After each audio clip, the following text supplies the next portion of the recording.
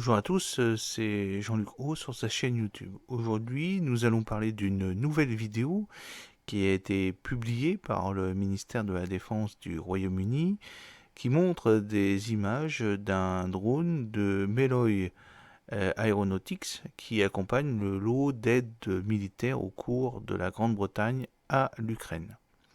Les images montrent l'évacuation d'un soldat blessé effectuée par un drone comme l'un des multiples rôles de ce drone qu'il peut jouer sur le champ de bataille.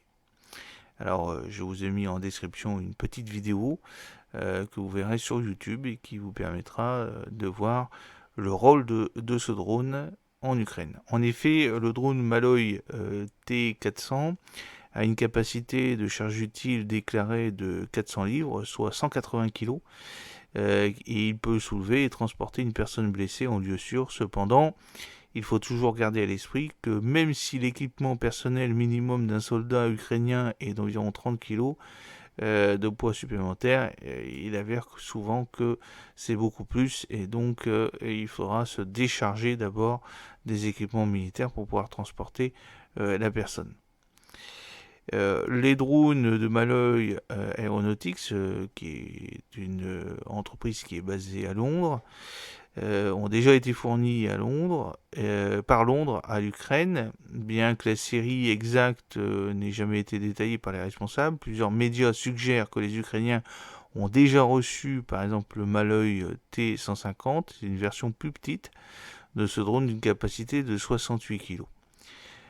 Cela étant, nous pouvons le confirmer à partir des rares photos de ce drone dans la zone de guerre. Comme nous pouvons le voir, la charge utile est une arme, comme le suggèrent les communautés en ligne. Un obus de mortier de 82 mm est attaché au mécanisme de largage. Ici, il est important de ne pas confondre les versions de ce drone car les images du ministère britannique de la Défense présentent le T400. Il pourrait y avoir deux explications à cette disparité. L'une est une simple erreur du service de presse, montrant des images des tests d'évacuation de drones organisés par la Royal Navy en novembre 2022. La seconde est qu'un nouveau type de drone arrive en Ukraine et les premières nouvelles de l'Ukraine obtenant des drones lourds remontent à mai 2022, annoncé par l'ancien Premier ministre Boris Johnson. C'est à ce moment-là que les Ukrainiens étaient les plus susceptibles d'obtenir la version plus petite du T150. Puis, à l'été 2022, la Grande-Bretagne a lancé le Fonds international pour l'Ukraine, visant à procurer une assistance militaire prioritaire à l'armée ukrainienne. Alors, il a été soutenu par la Norvège, les Pays-Bas, le Danemark, la Suède, l'Islande et la Lituanie. Le programme de financement a été divisé en plusieurs appels d'offres dits urgents, chacun visant à fournir des capacités particulières aux forces armées ukrainiennes. Le premier tour visait à fournir des systèmes aériens sans pilote. Pour cela, il y a 10 conducteurs télépilotes avaient été sélectionnés le 15 février 2023. Maloy Aeronautics en faisait partie. La livraison des drones dans le cadre de ce premier appel d'offres urgent a été estimée à la fin 2023. Ayant déjà prouvé le Maloy T150 au combat, une demande pour un T400 plus grand a été justifiée. Le Maloy T400 est un drone à double usage, adapté à la fois à des fins civiles et à des fins militaires, mais la société le promeut principalement en tant que drone militaire. En plus de soulever jusqu'à 180 kg de fret, il dispose d'un haut niveau d'automatisation. Il peut décoller et atterrir automatiquement, se déplacer par des waypoints préprogrammés avec des conditions météorologiques difficiles.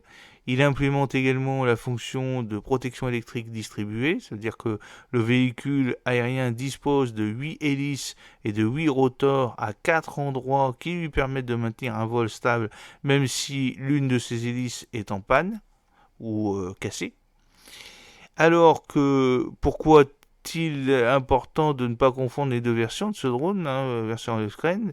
Parce qu'en fait, il s'agit bien de comprendre le rôle de ces systèmes sans pilote sur le champ de bataille. Dans l'armée américaine, par exemple, le Malloy T-150 est appelé le TRV-150 Tactical Resupply Vehicles. Comme son nom l'indique, il est utilisé pour la livraison de marchandises. Pendant ce temps, le Royaume-Uni fait pression pour développer une capacité de transport humain pour l'évacuation du personnel.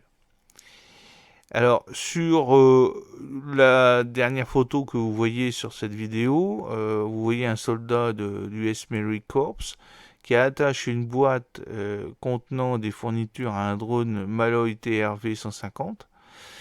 Alors, l'Ukraine est un théâtre de guerre électronique de haute intensité, et vous le savez, les forces d'invasion russes utilisent divers moyens pour supprimer les drones ukrainiens, allant du brouillage de la communication UAV pilote et de la navigation par satellite à l'interception du contrôle et à leur abattage brutal avec les fusils. Dans ces conditions, la durée de vie d'un drone commercial sur le champ de bataille est généralement de 3 à 6 sorties. Pour un drone militaire spécialisé, elle peut être un peu plus longue du fait de l'endurance et de la résistance EW. Pour cette raison, on réfléchirait à 2 fois avant de déployer un drone pour une mission d'évacuation aérienne.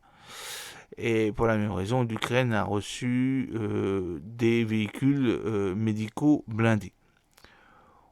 Au lieu de cela, les drones quadricoptères sont très appréciés comme outil de reconnaissance ou pour larguer des explosifs primitifs, ce qui est particulièrement vrai pour les gros drones de transport lourd, bien qu'une caméra thermique supplémentaire serait un atout à toutes les spécifications militaires du T400 bien entendu. Dans un article dédié, Wild Blues a suggéré que le T-150 de taille moyenne peut facilement transporter non seulement des obus de mortier, mais aussi un anti-char FGM-148 Javelin ou un missile antiaérien FIM-92 Stinger. Un T-400 plus lourd pourrait prendre un Brimstone ou un missile Hellfire ou livrer des munitions d'environ 1000 cartouches avec une mitrailleuse M2 Browning ou 300 cartouches pour un lance-grenade MK-19. J'espère que cette petite vidéo vous a plu. N'hésitez pas à la promouvoir en cliquant sur le pouce bleu, à la partager entre vous, à la partager sur les réseaux sociaux. Je reste à votre disposition pour d'éventuelles questions sur les commentaires. A très bientôt, fidèlement, Jean-Luc O.